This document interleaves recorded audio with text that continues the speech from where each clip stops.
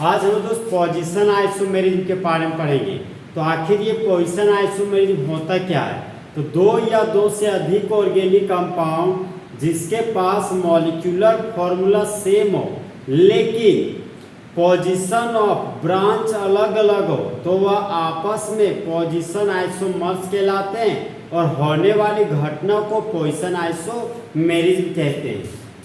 तो position isomerism का तो सबसे पहले हम लोग एग्जाम्पल पढ़ते हैं। एग्जाम्पल के रूप में ले लिया हम लोग C3H7 सिंगल बॉन्ड Cl। यहाँ पर तो कार्बन का संख्या 3 है और एक हमारा हेलोजन एटम। इसका स्ट्रक्चरल फॉर्मूला हो गया CH3 CH2 CH2 single bond Cl। ये हो गया C3H7 Cl। C3H7Cl को दोस्त कुछ इस तरीके से लिख सकते हैं। CH3 CH के आगे लगा हुआ है CH3 और CH के ऊपर लगा हुआ है Cl group.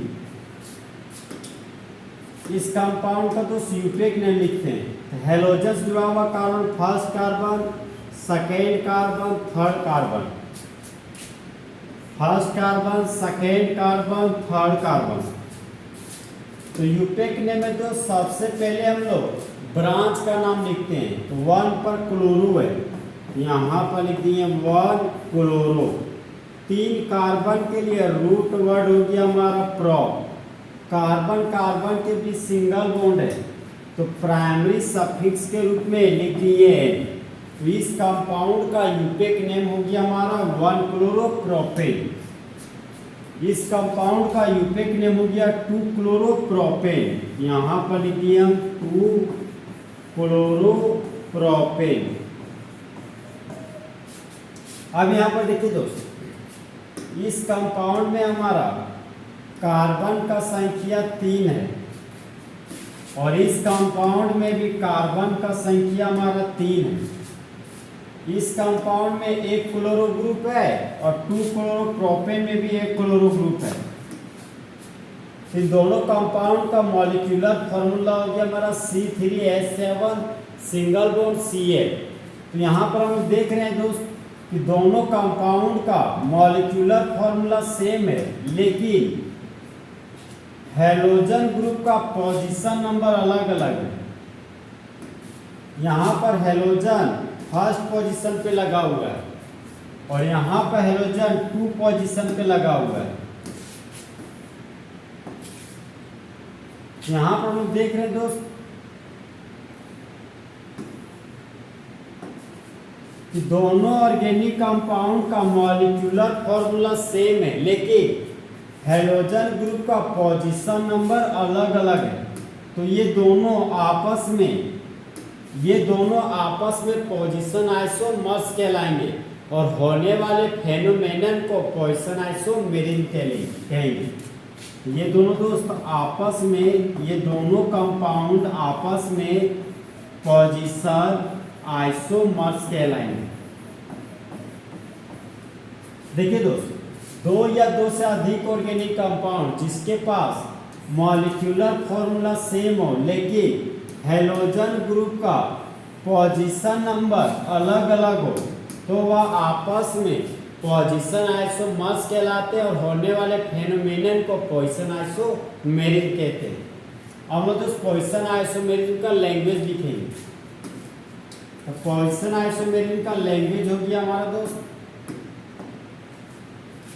2 or more organic compound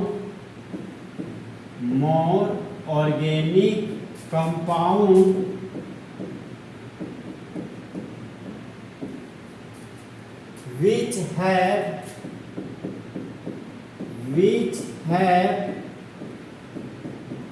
same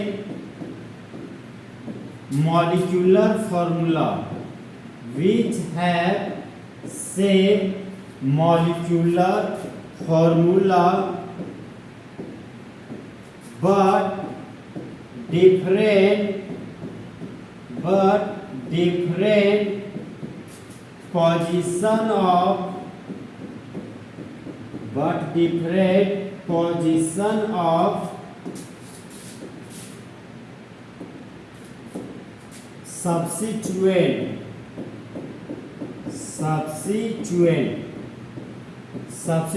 को हम तो ब्रांच बोलते हैं। but different position of substituent are called position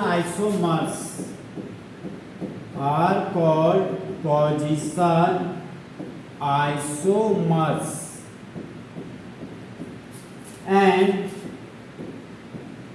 this phenomenon is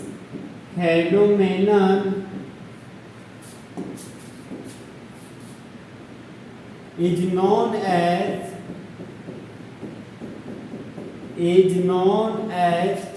position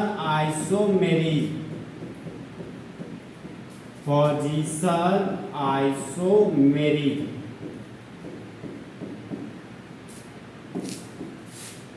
यहाँ पर देखिए दोस्तों, पोजीशन आइसोमेरिज्म का जनरल लैंग्वेज हो गया आपका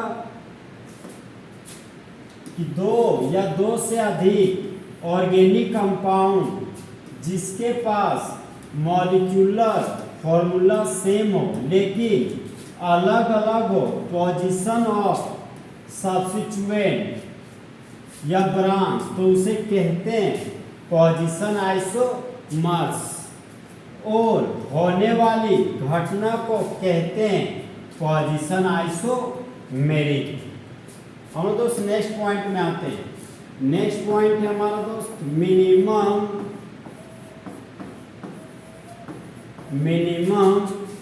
number of carbon to form position isomers